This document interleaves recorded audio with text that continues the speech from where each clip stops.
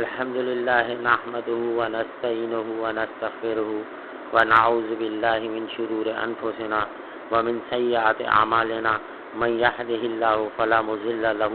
ومن يضلل فلا هادي له وأشهد أن لا إله إلا الله وأشهد أن محمدا عبده ورسوله. قال الله تعالى اليوم أكملت لكم دينكم وأتممت عليكم نعمتي ورضيت لكم الإسلام دينا. قال الله تعالى إن الدين عند الله الإسلام. قال النبي صلى الله عليه وسلم عليكم بسنتي وسنة الخلفاء الراشدين. وقال النبي صلى الله عليه وسلم من أحدث في أمرنا هذا ما ليس فهو رد. رب اشرح لي صدري ويسر لي أمري واحلل عقدة من لساني يفقهوا قولي. میرے محترم بزرگوں اور سامعین، السلام علیکم ورحمۃ اللہ وبرکاتہ. ابھی اس فقیر نے آپ کے سامنے قرآن پاک کی آیت مبارکہ پڑھی، الیوم اکملت لکم دینکم واتممت علیکم نعمتی ورضیت لکم الاسلام دینا. میں نے آج کے دن تمہارے لیے تمہارے دین کو مکمل کر دیا اور تم پر اپنی نعمت پوری کر لی اور تمہارے لیے دین اسلام کو پسند کر لیا. دوسری آیت مبارکہ پڑھی، ان الدین عند اللہ الاسلام. اللہ کے نزدیک پسندیدہ دین جو ہے وہ دین اسلام ہے.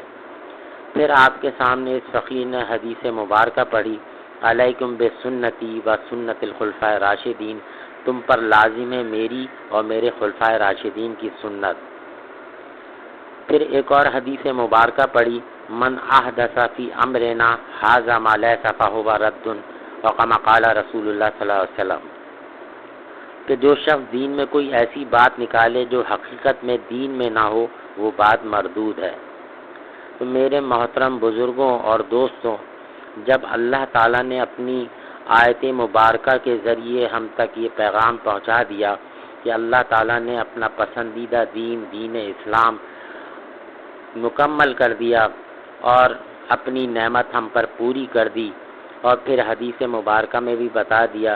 اللہ کے محبوب حضور صلی اللہ علیہ وسلم نے کہ تم پر میرے خلفائے راشدین کی سنت جو ہے وہ لازم ہے. اور پھر حدیث مبارکہ میں بتا دیا کہ کوئی شخص بھی اگر دین میں کوئی ایسی بات نکالے جو حقیقت میں دین میں نہ ہو وہ بات مردود ہے. تو میرے محترم بزرگوں اور سامعین، میرا عرض کرنے کا صرف مقصد یہ ہے کہ موجودہ دور کے اندر ہم جو عید میلاد النبی مناتے ہیں یا اس کی محفلیں منعقد کرتے ہیں تو ہمارا طرز عمل بالکل ویسے ہی ہونا چاہیے، اور ہمیں اس کی بات یہ حقیقت معلوم کرنا چاہیے پہلے کہ آیا یہ کام ہمارے آقا حضور اکرم صلی اللہ علیہ وسلم نے کیا ہے یا نہیں کیا، یا خلفائے راشدین نے کیا ہے یا نہیں کیا، یا خیر القرون کا جو زمانہ ہے اس زمانے میں یہ کام ہوا یا نہیں ہوا. تو میرے محترم بزرگوں اور دوستوں اور سامعین، سلف صالحین نے کبھی سیرت النبی کے جلسے نہیں کیے اور نہ میلاد کی محفلیں سجائیں، اس لیے کہ وہاں پر ہر روز عید اور شب برات کا قصہ تھا.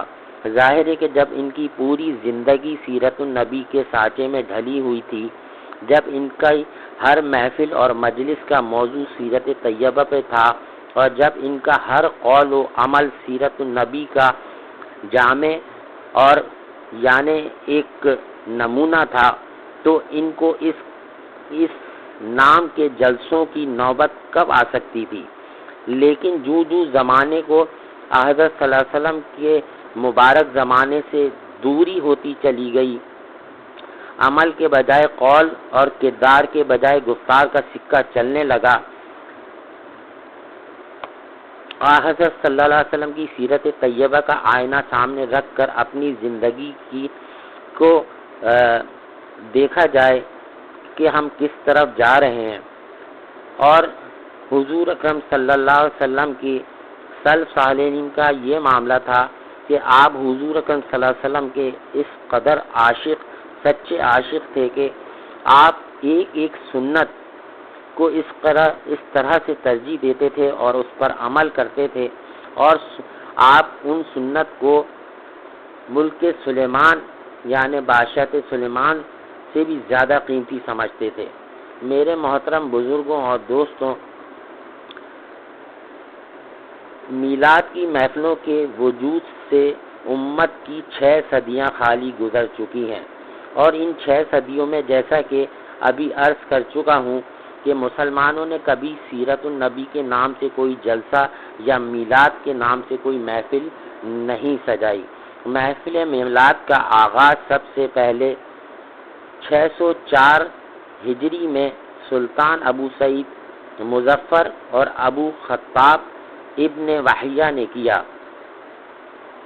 اور ختم محفل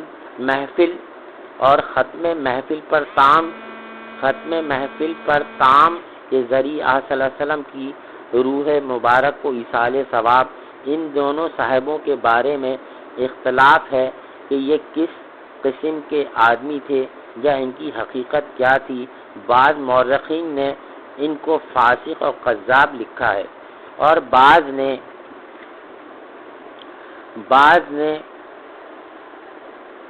ان کے بارے میں جو رائے قائم کی ہے وہ مختلف ہے۔ جب یہ نئی رسم نکلی تو علماء امت کے درمیان اس کے جواز اور عدم جواز کی بحث چلی، اور ان کے رفقا نے ان کو خود ساختہ بنا پر اس میں شرکت سے عذر کیا اور اسے بدعت حیہ قرار دیا۔ سب سے پہلے دیکھنے کی بات تو یہ ہے کہ جو فعل صحابہ اور تابعین کے زمانے میں کبھی نہیں ہوا، بلکہ جس کے وجود سے اسلام کی 6 صدیاں خالی چلی گئیں، آج وہ اسلام کا شعار کہلاتا ہے۔ اسلام کا شعار کو زندہ کرنے والے عاشقان رسول کو رسول کہلاتے ہیں، اور جو لوگ اس نو ایجاد شاعر اسلام سے ناآشنا ہوں ان کو دشمنان رسول تصور کیا جاتا ہے۔ کاش ان حضرات نے کبھی یہ سوچا ہو کہ 6 صدیوں کے جو مسلمان ان کے اس خود شعار اسلام سے محروم رہے، ان کے بارے میں کیا کہا جائے گا؟ کیا وہ سب نعوذ باللہ دشمنان رسول تھے؟ اور پھر انہوں نے اس بات پر کبھی غور کیا ہوتا کہ اسلام کی تکمیل کا اعلان تو حجت الوداع میں عرفہ کے دن ہو گیا تھا۔ اس کے بعد وہ کون سا پیغمبر آیا نعوذ باللہ من ذالک جس نے ایک ایسی چیز کو ان کے لیے شاعر اسلام بنا دیا جس سے 6 صدیوں کے مسلمان ناآشنا تھے؟ کیا اسلام میرے یا کسی کی جاگیر ہے؟ جب چاہو اس کی کچھ چیزیں حذف کر دو، جب چاہو اس میں کچھ اور چیزوں کا اضافہ کر دو۔ دراصل اسلام سے پہلے قوموں میں اپنے بزرگوں اور مذہب کی برسی منانے کا معمول رہا ہے، جیسے کہ عیسائیوں میں حضرت عیسیٰ علیہ السلام کے یوم ولادت پر عید میلاد منائی جاتی ہے۔ اس کے برعکس اسلام میں برسی منانے کی رسم کو ختم کر دیا تھا، اور اس میں 2 حکمتیں تھیں۔ ایک یہ کہ سالگرہ کے موقع پر جو کچھ کیا جاتا ہے وہ اسلام کی دعوت اور اس کی روح و مزاج سے کوئی مناسبت نہیں رکھتا۔ اسلام اس ظاہری سج دھج، نمود و نمائش اور نعرے بازی کا قائل نہیں ہے۔ وہ اس شعور اور شغف سے ہٹ کر اپنی دعوت کا آغاز دلوں کی تبدیلی سے کرتا ہے، اخلاق حسنہ اور عمل صالح کی ترغیب سے انسان سازی کا کام کرتا ہے۔ اس کی نظر میں یہ ظاہری مظاہر سے ایک کوڑی کی قیمت بھی نہیں رکھتے، جن کے بارے میں کہا گیا ہے کہ یہ جگمگاتے لوگ ہیں۔ میرے محترم بزرگوں اور دوستوں، یہ سب بات عرض کرنے کا صرف مقصد یہ تھا کہ ہمیں اپنی زندگی بالکل اللہ تعالیٰ نے جو دین ہم پر نازل فرمایا، ہم تک اپنے محبوب حضور اکرم صلی اللہ علیہ وسلم کے ذریعے جو دین ہم تک پہنچا ہے، ہمیں حقیقت میں اسی دین کی پیروی کرنی ہے، اور جن کے بارے میں ہمارے آقا حضور اکرم صلی اللہ علیہ وسلم کی زبان مبارک سے اللہ پاک نے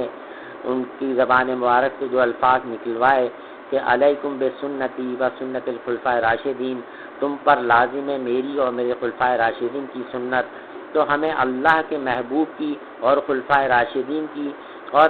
تقریباً 1.25 لاکھ صحابہ اکرام جن کے بارے میں حضور صلی اللہ علیہ وسلم نے فرمایا اصحابی کالنجوم بأیہم اقتدیتم اہتدیتم، میرے صحابہ جو ہیں وہ ستاروں کی مانند ہیں، تم ان میں سے جس کی بھی پیروی کرو گے ہدایت پا جاؤ گے۔ تو میرے محترم بزرگوں دوستوں، ہمیں اپنا محاسبہ کرنا چاہیے، اور ہمیں اپنا محاسبہ کر یہ دیکھنا چاہیے کہ ہم کیا عمل کر رہے ہیں، کیا جو عمل ہم کر رہے ہیں یہ ہمارے آقا حضور اکرم صلی اللہ علیہ وسلم نے کیا، خلفائے راشدین نے کیا، صحابہ اکرام نے کیا۔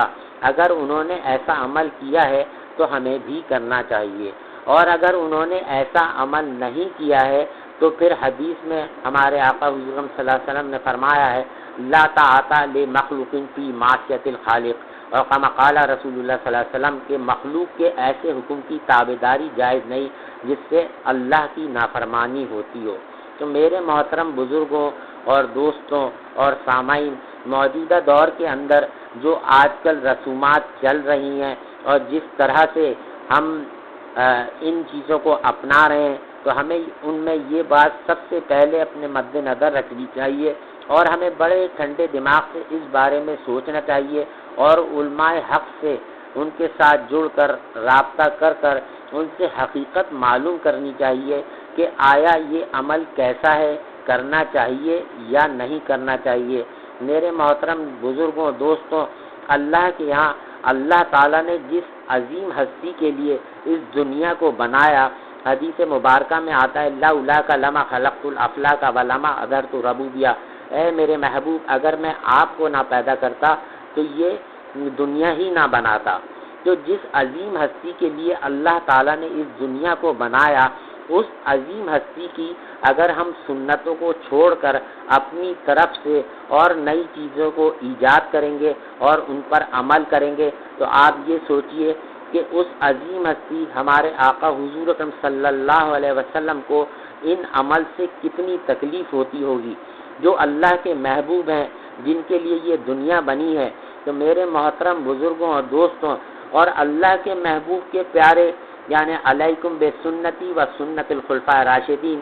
جب ان کو بھی ان باتوں سے کتنی تکلیف ہوتی ہوگی اور ان کو اذیت پہنچتی ہوگی۔ کفر کے بعد سب سے بڑا جو گناہ ہے وہ دل آزاری ہے۔ اللہ تعالیٰ مجھے اور آپ کو کل مسلمانوں کو دل آزاری کی عمل سے محفوظ فرمائے، اور ہمیں سچے دل کے ساتھ توبہ کرنے کی توفیق عطا فرمائے۔ اللہ تعالیٰ ہمیں صحیح معنوں میں شریعت پر کامل عمل کی توفیق عطا فرمائے، اور دائمی طور پر صراط مستقیم پر ہم سب کو قائم فرمائے، اور اللہ تعالیٰ ہمیں استقامت عطا فرمائے دین کے اندر حق بات کے اوپر چلنے کی، اور ہمیں اللہ تعالیٰ ہر دور کے اندر ہم سب کو کل مسلمانوں کو اپنے حفظ و امان میں رکھے۔ اللہ تعالیٰ ہمیں صحیح معنوں میں دین کی قدر کرنے کی توفیق عطا فرمائے، اور اللہ تعالیٰ ہم سب کو اپنے محبوبین، مخلصین، متقین، ذاکرین، مقربین بندے اور بندیوں میں ہم سب کا شمار فرمائے، اور اللہ تعالیٰ ہمارے دل میں اپنی حقیقی محبت پیدا فرمائے، اپنے محبوب کی حقیقی محبت پیدا فرمائے، دین کی سچی محبت اللہ تعالیٰ ہم سب کے دلوں میں پیدا فرمائے، اور ہمارے ایمان کی حفاظت فرمائے، کیونکہ اللہ تعالیٰ نے ہمیں ہمارے دشمنوں سے بھی ہمیں آگاہ فرما دیا ہے۔ اللہ تعالیٰ نے قرآن پاک میں فرمایا ان الشیطان للانسان عدو مبین، کہ تحقیق کے شیطان تمہارا کھلم کھلا دشمن ہے۔ دوسرا اللہ تعالیٰ نے ہمارے سب سے بڑے دشمن سے بھی ہمیں آگاہ فرما دیا کہ تمہارا نفس جو ہے وہ تمہارا سب سے بڑا دشمن ہے، نفس امارہ۔ تو حضرت میرے محترم بزرگوں اور دوستوں، نفس امارہ سے آدمی تب تک نہیں بچ سکتا جب تک آدمی حضور اکرم صلی اللہ علیہ وسلم سے شدید محبت نہیں کرے گا اور ان کے بتائے ہوئے صحیح طریقوں کو مطابق اپنی زندگی کو نہیں گزارے گا اس وقت تک انسان شیطان کے شر سے اور نفس کے شر سے ہرگز محفوظ نہیں رہ سکتا۔ تو میرے محترم بزرگوں اور دوستوں، موجودہ دور کے اندر نفسا نفسی کا عالم ہے۔ اس وقت ہمیں ہر قدم سوچ سمجھ کر عقل کے ساتھ اٹھانا ہے، اور ہمیں یہ دیکھنا ہے ہر معاملے کے اندر، ہر دین کے کام کے اندر، کہ کیا ہم جو عمل کرنے جا رہے ہیں یا جو عمل کر رہے ہیں، ہمارے آقا حضور اکرم صلی اللہ علیہ وسلم نے وہ عمل کیا یا نہیں کیا، خلفائے راشدین نے وہ عمل کیا یا نہیں کیا، یا صحابہ اکرام نے وہ عمل کیا یا نہیں کیا۔ کیونکہ ہمارے آقا حضور اکرم صلی اللہ علیہ وسلم نے فرمایا، اکرموا اصحابی فانہم خیارکم ثم الذین یلونہم ثم الذین یلونہم ثم یظہر الکذب، اور کما قال رسول اللہ صلی اللہ علیہ وسلم، کہ میرے صحابہ کا اکرام کرو، یہ بہترین لوگ ہیں، پھر ان کا جو ان کے بعد ہوں گے، پھر ان کا جو ان کے بعد ہوں گے، ثم یظہر الکذب، پھر اس کے بعد جھوٹ کا ظہور ہوگا۔ تو میرے محترم بزرگوں اور سامعین، آپ سے صرف بیان کرنے کا مقصد یہ تھا، اللہ تعالی ہمیں اور آپ کو صحیح معنوں میں صراط مستقیم پر قائم فرمائے، اور جو اللہ تعالیٰ کا پسندیدہ دین ہے، اللہ تعالیٰ ہمیں صحیح معنوں میں اس پر چلنے کی توفیق عطا فرمائے، اور اللہ تعالیٰ ہمیں بدعت سے، اور اللہ تعالیٰ شیطان کے شر سے، نفس امارہ کے شر سے، اور اللہ تعالیٰ خرافات سے اور لغویات سے ہم سب کو محفوظ فرمائے، اور اللہ تعالیٰ ہمیں صحیح معنوں میں اپنے محبوبین اور مخلصین بندوں میں شمار فرمائے۔ اللہ تعالیٰ ہمیں دنیا کی ہر چیز سے بڑھ کر اپنے محبوب کی محبت عطا فرمائے، اپنے پیاروں کی محبت عطا فرمائے۔ اس لیے اللہ تعالیٰ نے قرآن پاک میں فرمایا، یا ایھا الذین آمنوا اتقوا اللہ وکونوا مع الصادقین، اے ایمان والو اللہ سے ڈرو اور سچوں کے ساتھ ہو جاؤ۔ تو میرے محترم بزرگوں دوستوں، جب ہم اس موجودہ دور کے اندر کسی بھی چھوٹی سے چھوٹی چیز کو خریدنے کے لیے جاتے ہیں تو ہم کئی دکانوں پر گھومتے ہیں، اس کے ریٹ بھی معلوم کرتے ہیں، اس کی کوالٹی بھی معلوم کرتے ہیں، اس کی مینوفیکچرنگ کے بارے میں بھی سوالات کرتے ہیں۔ تو میرے محترم دوستوں، ہمیں اس معاملے میں بھی، دین کے ہر عمل کے معاملے میں بھی ہمیں علماء حق سے رجوع کرنا چاہیے، اور ان سے جا کے ان مسائل کو سیکھنا چاہیے، سمجھنا چاہیے، تاکہ ہماری زندگی بالکل اس طرح سے گزرے جیسے اللہ پاک چاہتے ہیں، اور اللہ کے محبوب کے ذریعے اللہ پاک نے جو ہمیں زندگی گزارنے کا طریقہ بتایا ہے، اللہ تعالی ہمیں بالکل اسی طریقے سے اپنی زندگی گزارنے کی توفیق عطا فرمائے۔ اور ماضی میں جو غلطیاں کوتاہیاں ہم سے ہو گئی ہیں، اللہ پاک سے دعا ہے کہ اللہ تعالی ہم سب کی تمام لغزشوں کو اور تمام خطاؤں کو محض اپنے فضل و کرم سے معاف فرما دیں، اور آئندہ ہماری جو باقی زندگی ہے اپنی پسندیدہ دین کے مطابق اور شریعت محمدی صلی اللہ علیہ وسلم کے مطابق ہمیں اپنی زندگی گزارنے کی توفیق عطا فرمائے،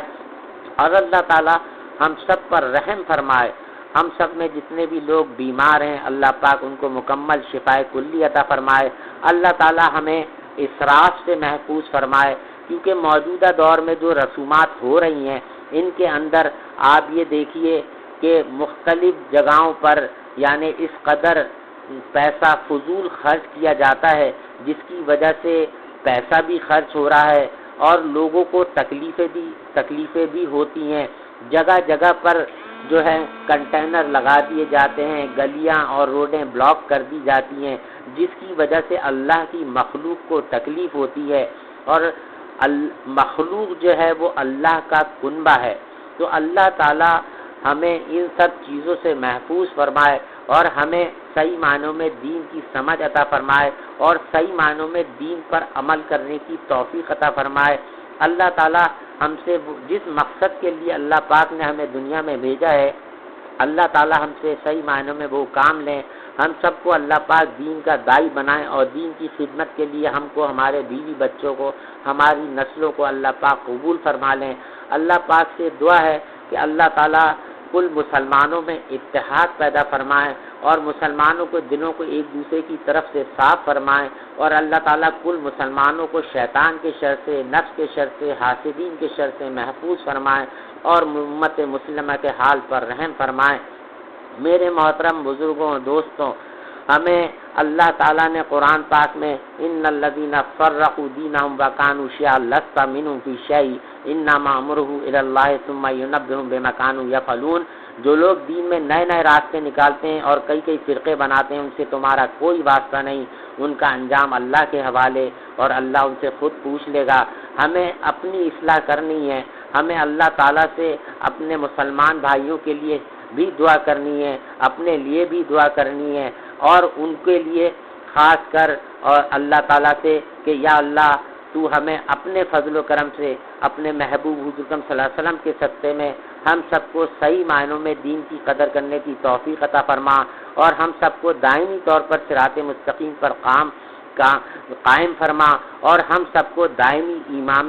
ایمان کامل عطا فرما، اور جو لغزشیں خطائیں ہو گئیں یا اللہ تیری رحمت بہت وسیع ہے، تو اپنی اس وسیع رحمت کے صدقے کے اندر ہمارے تمام گناہوں کو معاف فرما دے، اور آئندہ ہمارے دلوں میں گناہوں سے نفرت پیدا فرما دے، اور ہمیں صحیح معنوں میں سچے دل کے ساتھ توبہ کی توبۃ نصوحہ کی توفیق عطا فرما، اور یا اللہ تو ہم سب سے راضی ہو جا اور ہم سب کو تو اپنا بنا لے۔ وآخر دعوانا ان الحمد للہ رب العالمین۔